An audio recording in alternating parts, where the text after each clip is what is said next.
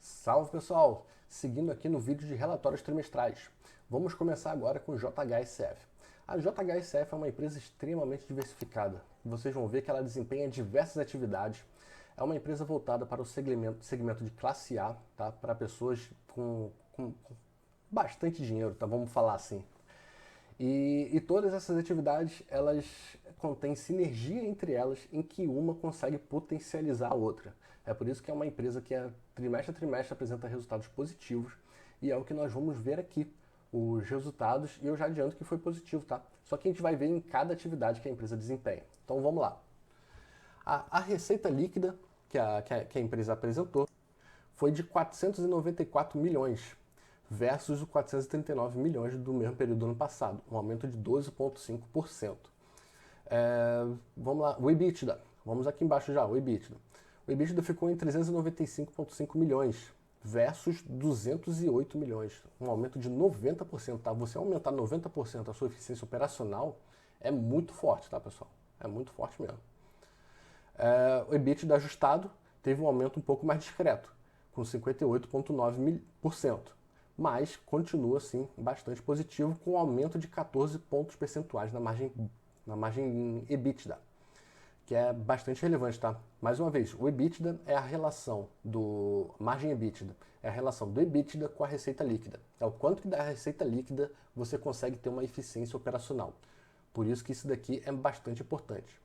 E o resultado líquido, que nada mais é que o lucro líquido, ficou em 223 milhões, versus os 96,8 milhões do mesmo período do ano passado. Um aumento de 130%, tá? E um aumento também de 23,1 pontos percentuais na margem líquida. Então é um resultado bastante positivo. Vamos agora ver o porquê que isso aconteceu, tá? Olhando para cada tipo de atividade. Então vamos lá. Vamos para o segmento de shoppings. O segmento de shoppings apresentou uma receita líquida de 78,9 milhões, um aumento de 24,7% em relação ao mesmo período do ano passado. Tá? Muito bom. O EBITDA ficou em 136,6 milhões, um aumento de 33,3% em relação ao mesmo período do ano passado.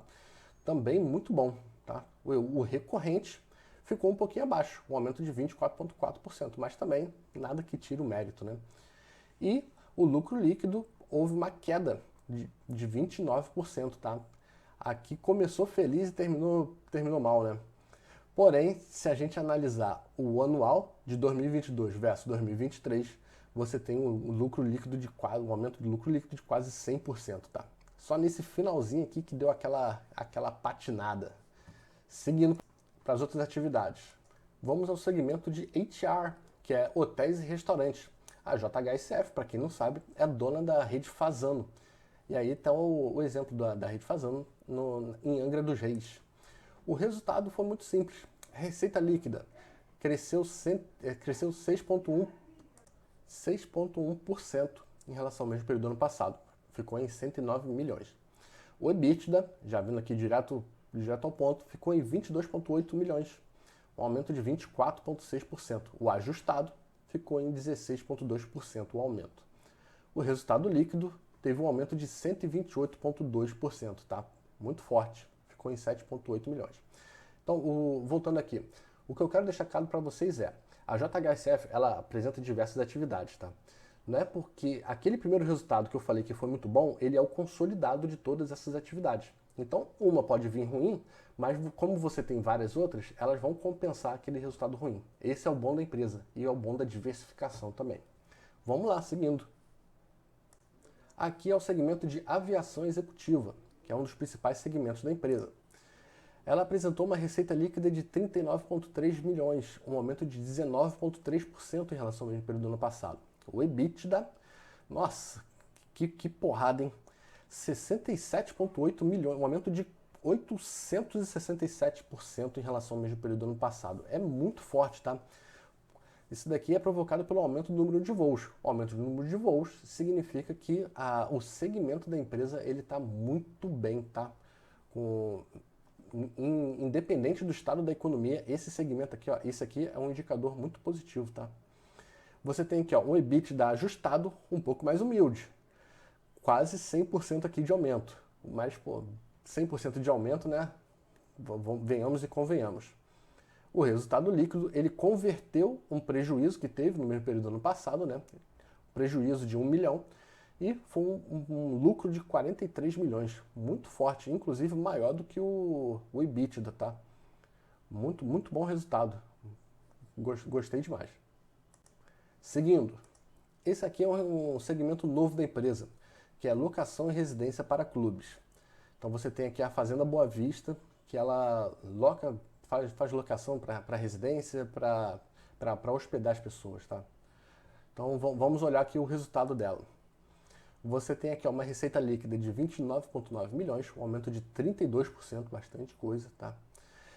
O EBITDA aumentou quase 100%, e o EBITDA ajustado aumentou aqui, 21,5%. O EBITDA, só deixando claro aqui, tá? Que a diferença do EBITDA para o EBITDA ajustado é que o ajustado ele elimina efeitos não recorrentes. Ele considera só aqueles fatores que realmente impactam de forma recorrente ao resultado da empresa, tá? Mas não que esse EBITDA ajustado não tenha sido positivo, tá? Mas ele tende a não se repetir, por isso que é não recorrente. O resultado líquido ficou em 28,7 milhões, um aumento de 33,3%, tá? Muito positivo mesmo. Você vê que todas essas atividades que eu estou falando, elas tiveram um bom desempenho, compensando aquele prejuízo no segmento de shoppings, tá? Então, muito positivo para a empresa. Seguindo aqui, vamos ao setor de varejo. O setor de varejo apresentou uma receita líquida de 31,5 milhões, um aumento de 5,8% em relação ao mesmo período do ano passado. O EBITDA já lançou aqui no prejuízo, né? Mas varejo vive um péssimo momento. Caiu 26%, teve um prejuízo aqui de 4,1%. E o lucro líquido vai seguir, né? Um prejuízo de 8,7%, uma queda de 17,5%. Então, o varejo não está nada bem das pernas. Então vamos para outra empresa. Terminamos aqui JHSF. Eu falei que era uma empresa um pouco mais extensa, que a gente ia passar atividade por atividade, e é bom que você tenha um panorama geral da empresa e dos resultados por setor, por segmento dela. Vamos para a próxima. Vamos falar de Unipar, uma empresa de PVC e solda. A receita líquida ficou em 643 milhões versus 1,3 bi. Não. Peraí. Aqui tá só no trimestre anterior, tá? Eles não colocaram aqui o comparativo anual. Então, o que a gente pode fazer é ano a ano ou quarto trimestre com o trimestre anterior, tá? Eu não tinha visto isso aqui antes. Mas, seguindo. Vamos falar aqui, quarto trimestre de 23 versus o trimestre anterior. A receita líquida ficou em 643 milhões versus 1,3 bi do período trimestre anterior, tá? Então, uma queda de 52,9%. Se a gente for olhar o ano, 2023 versus 2022, a queda é de 32,6%. O resultado, nossa, bem ruim. O EBITDA apresentou uma queda de um trimestre para o outro de 70%, tá? E no ano, 53,3%. Um resultado muito ruim para a empresa. O lucro líquido caiu 15,5%. E no ano caiu 40%. Nossa, horroroso esse resultado, cara. Muito ruim mesmo. Vamos entender o porquê, né? Seguindo aqui, entendendo um pouco como a empresa ela desenvolve suas atividades. Cerca de 67% da receita da empresa vem aqui do Brasil e 33% vem da Argentina. Se a gente for comparar aqui, o anual, você tem aqui, 69 e 31. Tá? Não foge muito, tá? O que você tem é que a Argentina, você teve uma queda aqui, teve uma queda generalizada, né? Teve uma queda de 7% no total, e uma queda saiu de 411 para 409 e 69 de 918 para 829. Então, a empresa ela tá sofrendo bastante, tá? Principalmente no anual. Mas a gente vai entender o porquê, tá? É uma empresa que exporta basicamente para o Brasil e para a Argentina. E o principal produto dela que nós temos aqui é o PVC, que é o que responde por 46% de toda a receita, tá? Seguido de soda cáustica e cloros e derivados, tá? Então, Se você for analisar o PVC, é o principal produto que você tem que ver que é o que vai realmente impactar ele e soda cáustica nos resultados da empresa. E a gente coloca aqui, né, o preço do PVC e o preço da soda em dólar. Você vê que eles não param de cair. Desde do pico aqui no 4T de 22 até o 4T de 23, é uma queda sucessiva da outra. É isso que está impactando demais. Ó. De 22 até agora, o preço do PVC e da solda já caíram cerca de 48% no acumulado. Então, mas com esses preços aqui voltando a aumentar, a empresa ela vai voltar aqui o perfil dela, né, de bons resultados e bons dividendos. Vamos seguir, vamos falar agora de Sanepar. Sanepar não, tô maluco. Engie, vamos falar de Engie, setor elétrico. A Engie é uma das principais empresas geradoras do serviço elétrico, mas ela também atua na parte de transmissão. O resultado consolidado da receita líquida dela ficou em 2,7 bi, versus uma receita de 3,1 bi no mesmo período do ano passado. Então houve uma ligeira queda com relação aos resultados da empresa na receita. Que a gente pode ver aqui, ó, do 4T de 23 para o 4T de 22, uma queda de 12,6%. Se a gente considerar o semestre, a queda foi de quase 10%. Vamos lá, vamos ver o perfil do que está acontecendo aqui. Ó. Com relação ao preço médio de vendas, você teve um aumento de 2,8% no comparativo anual, tá? 4T com 4T. E você teve um aumento, uma queda do volume de vendas um aumento no preço de vendas e uma queda no volume de vendas, tá? É parte do que explica o porquê que o resultado da receita não veio lá muito bom. Porque houve uma queda de 10% no volume de vendas e um aumento de 2% no aumento dos preços. Então, a parte negativa aqui, ela conseguiu se preponderar.